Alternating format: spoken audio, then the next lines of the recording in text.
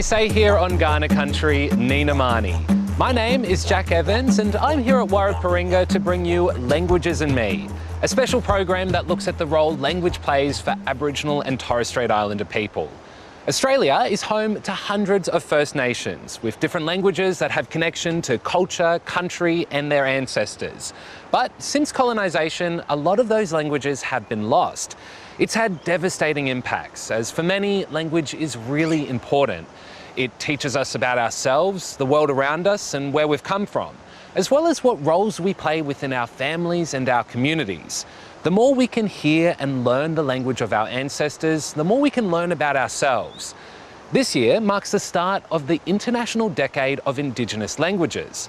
Part of that is highlighting the work done by language custodians to preserve language as an important part of our cultural and social lives. First Languages Australia, which is the peak body for First Nation languages here in Australia, has travelled around the country working with traditional owners to find out what language means to them.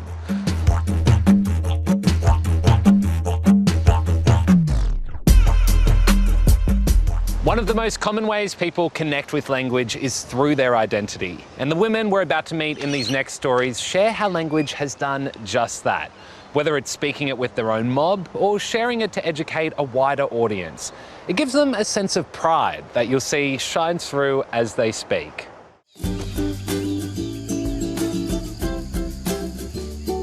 My name is Leonora Adidi. My language is Kalakaoya. My island home is Saibai Island in the Torres Strait. Knowing my language gives me a deeper sense of identity. It places me within my culture, within my family, within my land, within my community. How I perceive the world and the way to express that is through my language. I love the richness of my language. It is very poetic. It's a very lyrical language. When you are with a group of language speakers, you naturally will start talking in the language, so it's just natural expression. It becomes very important and very meaningful. It gives a sense of pride to the person who's listening. It becomes a responsibility to teach that language whenever I can.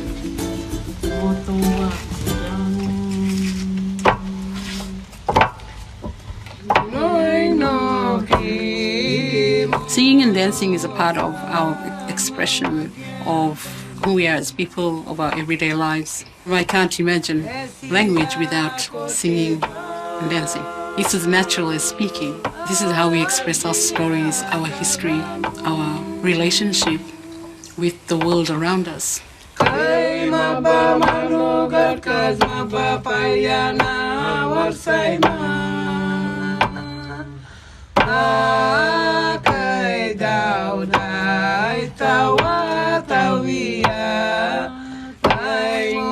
You will know exactly who you are.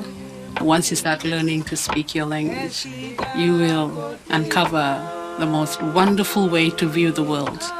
And you will feel complete because it will position you where you belong within your culture.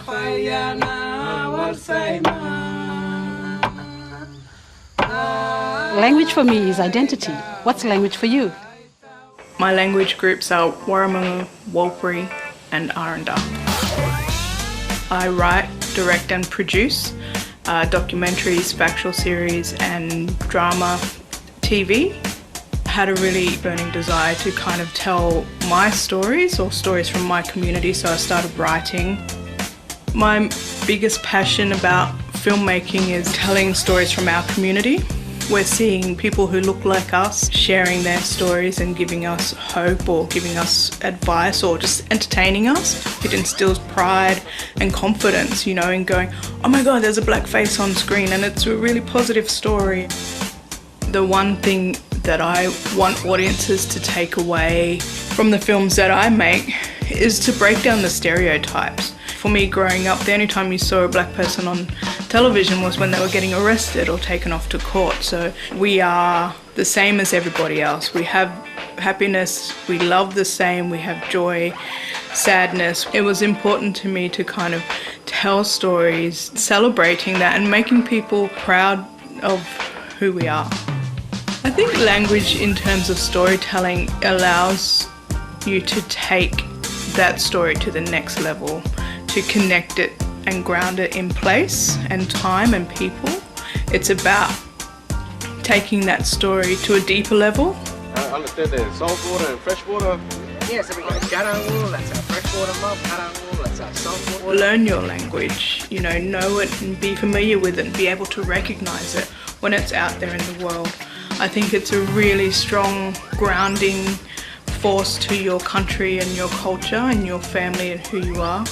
And essentially your stories are within your language and they've carried it for thousands of years, and I think there is something really significant and beautiful in being able to carry that within you, if not share it with other people. Language for me is our story. What's language for you? And it really is wonderful to see the joy it brings them in being able to share their languages with others. Now, one of the impacts of colonisation has been the loss of hundreds of Aboriginal and Torres Strait Islander languages. It's been a painful separation for many. But now we're starting to see a new and exciting chapter where languages are being reinvigorated and preserved. And one of the ways that's being done is through music. The people we're about to meet in these next stories share how being able to perform and sing in the language of their ancestors carries an incredible amount of emotion.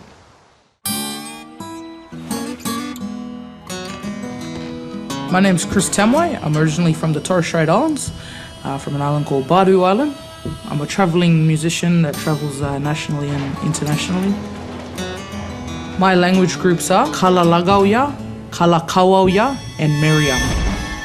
I feel very honoured to be able to sing in my language. It makes me feel a sense of reassurance, a sense of connection, just to be able to share music in language to educate other people.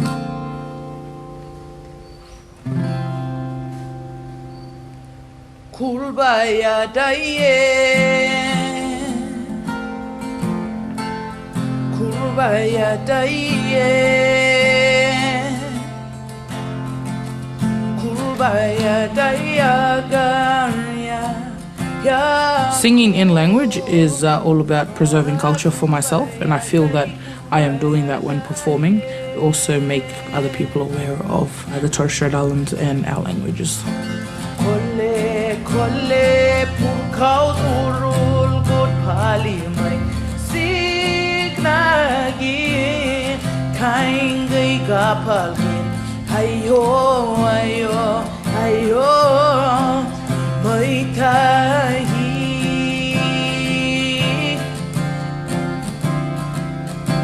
ya ya waru pau yang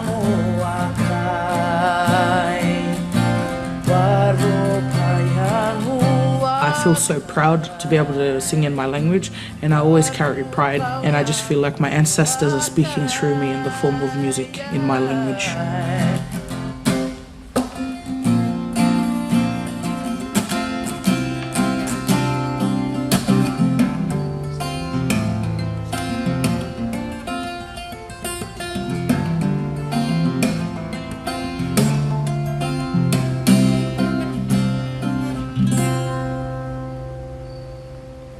Language for me is music. What's language for you?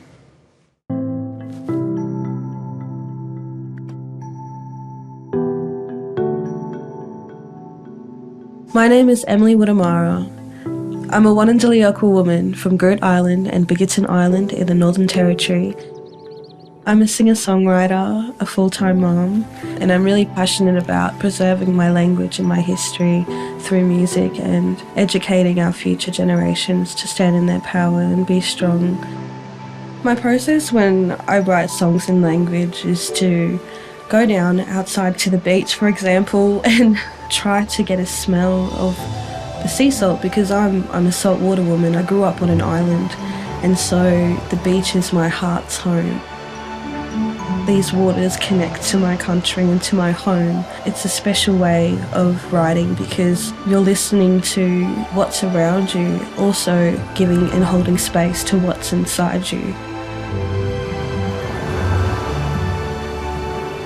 For me, when I write and I sing in Anandaliokwa, it makes me feel really powerful. I live far away from home, so singing in my language makes me feel connected to my country, connected to my culture, connected to my people. Language makes me feel strong, not just physically strong, emotionally strong, spiritually strong. It heals me in ways where I know that I'm okay, I know that that's my ancestors speaking to me, I know that that's a legacy that will never die. Language is forever. So language connects you to more than just your identity, it connects you to the place. And that place it's your heart healing place, and that's very, very special. Language for me is healing. What's language for you? You can really see the strength of this movement of writing and performing in First Nation languages right around the country, with artists like Baker Boy and Mitch Tambo bringing their language to a mainstream audience. And we're also seeing entire stadium crowds standing to the national anthem in a First Nations language, something that wouldn't have happened 20 years ago.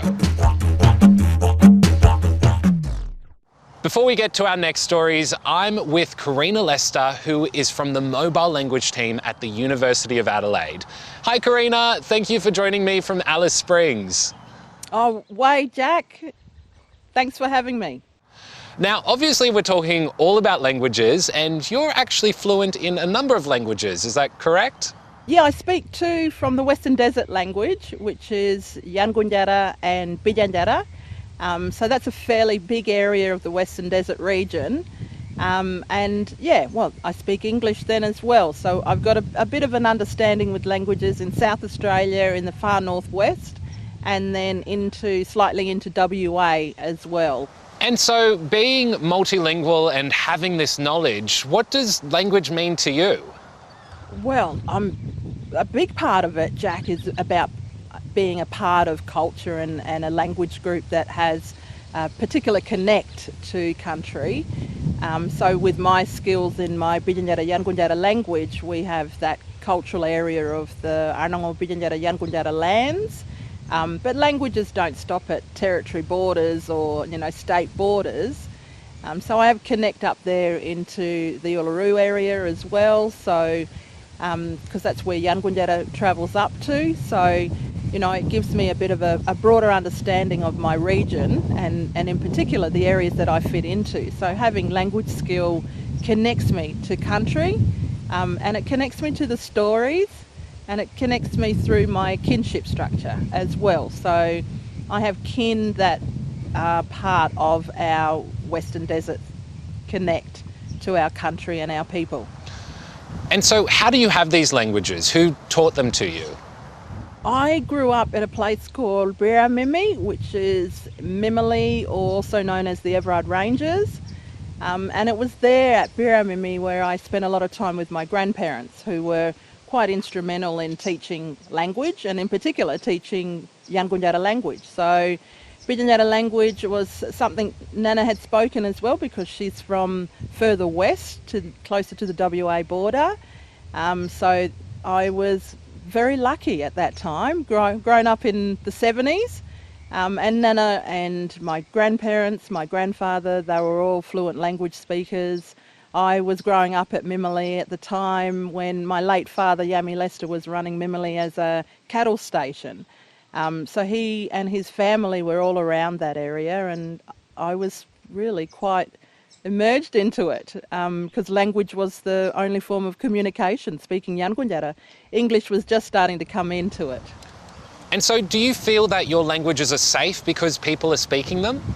Today, Jack, languages are very much still at risk. And our languages in Central Australia, although they are fluently spoken and there is the transmission from speakers to the next generation, there are largely a lot of influences around as well. So, social structures are changing. There's influences of TikTok and technology. So, they sort of when they interfere with the social structure, you get that, I guess, red flags or, language shifting to language not being used as often and perhaps English being incorporated into it. So that's where we start to see a bit of the language shift from, fluent Yankunytjatjara Pidjantjatjara or even Aranda language here to, Yankunytjatjara Pidjantjatjara Aranda with a bit of English thrown into it as well. And, that's where, that's inevitable when you've got, I guess, social structural changes. It brings those changes into the language, and language is shifting now. And so, looking forward, how do we go about protecting languages for future generations? Look, that's a really good question, Jack. I think there's a lot of work, and I feel that there's hope in, you've got government policies that have come into place, you've got targets that are coming into place, like the Target 16 of the Closing the Gap has a real big focus on language and the transmission of that language. So, I think there's real hope in keeping those languages when you get buy-in by governments and, at your states and your territories, but also at a national level. I think there's hope that languages can be maintained for the future generation. Because we are speakers of our language, we often work as interpreters and translators. The importance is to really keep that strong in not only being able to interpret and translate, but to also write our language as well, which, leads to developing resources that are bilingual resources and, capturing beautiful oral history stories that are written in a local language. And, maybe that you develop a audio piece for that as well, and so you hear that language and you see the stories of that language or see the painting of that language. So, there's so much that can be done on language, and I think it's a revaluing of the importance of language to people, to our own mob, to every Central Australian Aboriginal person and right across the nation as well, Aboriginal people, that we value. This thing is important because it connects us to our states and territories, it connects us to our nation. Well, thank you so much for joining me, Karina. It's been really lovely chatting with you. Happy to do that, Jack. Thank you for the opportunity. Up next, we take a look at how language is linked to political advocacy and the relationship between the Australian landscape and language. You only have to look at a map and you'll see names of places that have been taken from a First Nations language. And in recent years, we've seen the adoption of dual names, which acknowledge the traditional names that have been used for thousands of years. For some, understanding the knowledge held in these traditional names is an important part of recognising and respecting ownership of the land and its history.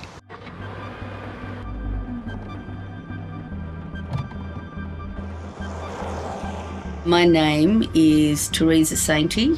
I am a Pakana woman, that is a Tasmanian Aboriginal woman from Lutruwita, which is the proper name of Tasmania. I am the Aboriginal Linguistic Consultant for the Tasmanian Aboriginal Centre's language program. When we talk about the original Tasmanian Aboriginal languages that have been sleeping for some time, the first port of call is place names, is to revive some place words and to be able to say them out loud for the first time, often in 150 years or so. What a fantastic feeling to be able to go to a place where your people have been and be able to say the proper word for that place. What better way is there to honour those old people and the legacy? My mission is to continue to honour those old people's legacy.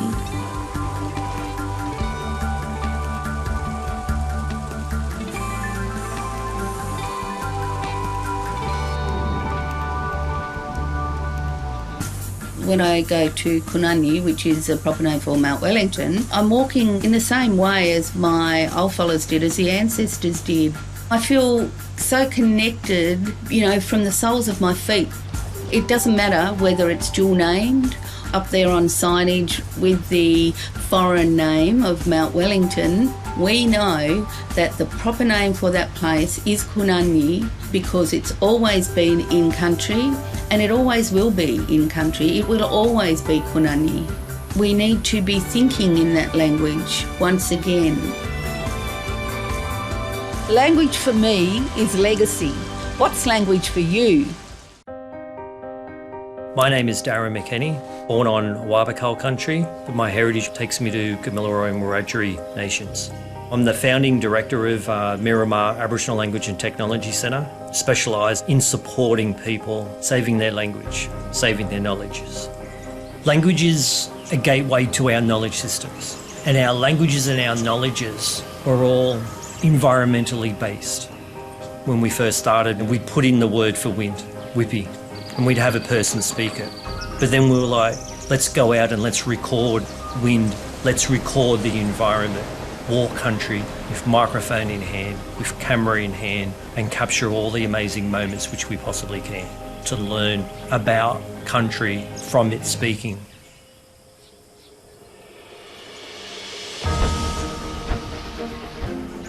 But country is not just where our feet walk.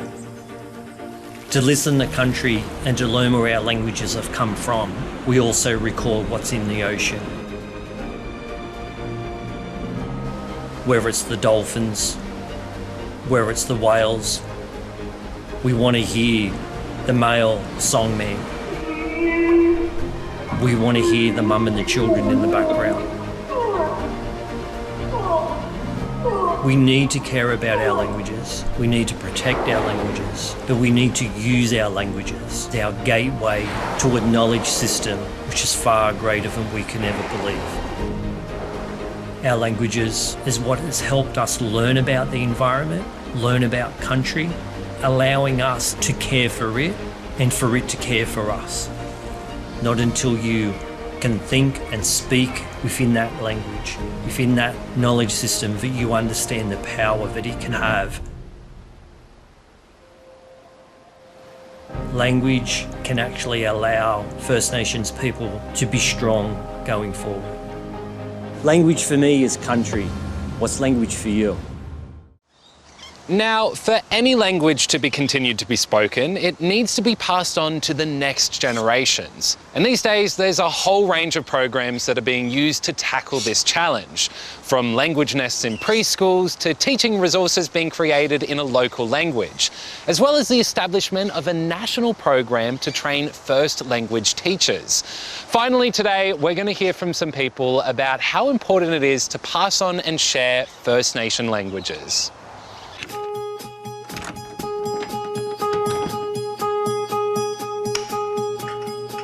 My name is Benetta Marie Marbo. I am a Mumbra woman. I am also a Merriam woman, a mother, a youth worker, an artist. What I'm most passionate about is advocating for women and girls in the criminal justice system. I work for an organisation called Sisters Inside, and one of our most successful programs is our art program. They aim to support girls, to give them a voice, to be able to express themselves in ways that they probably have not been given the tools to. By giving the girls a space and a place to create, and also curiosity about where they come from, we make sure that art and language is connected. After being in that art program, you're like, well, who's your mob? Go find out from your family. I have a daughter who is 4 years old and her name is Pipey. Once I became a mother, I found it very important for me to teach the little language that I did know to my daughter, but also learn with her. She knows what her eyes are, puni, her ears are talinga. It's a learning journey for both of us. Her name, Pipey, it's a peer drum woman name, connects us to our language, it connects us to our place, it connects us to our people. For her to have that strong connection to language is so important. It's my language. It's also the connection to all of our ancestors and all the strong women that made us who we are and brought her to where she is now. Language for me is art. What's language for you? My name is Josie Bonner. My traditional name is Narrowee, which means sea waves. My country is Bachelor. My passion is language and culture. I teach it to a younger generation, our Gundus, because they are our next carriers. Land is connected to us as we are connected to the land. So we try and engage and take our Gundus on the journey of learning language on country, out in the open, surrounded by beautiful mountains. It'll be next to lakes, next to water. It'll be on the sand. We try and focus on learning in the outdoors. When you sit with those Gundus, you can see that they're crying out for so much more. Something's lost. They come and learn and they love it. They can't get enough of it. This is where we learn about our Wangari, the dingo, water, which is gung. So there's many special things that our Gundus learn on Bachelor country.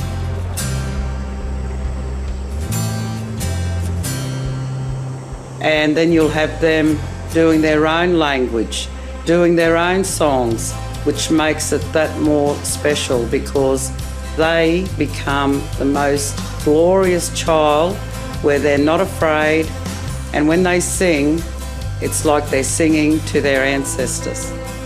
The effect that it has on me is very emotional, and it just makes my heart sing too, because I think it's something that they can all be proud of for the future. Language for me is future. What's language for you? Well, that brings us to the end of this very special program. I really hope you've gotten a sense of the deep connection the people in these stories that we've shared with you have as they reconnect with their languages in their own personal way. Whether it's reviving what's been lost or preserving for future generations. And if you want to know more about the First Nations language of where you're from, you can check out the Gambay map on the ABC Indigenous website. I'm Jack Evans, thanks for watching.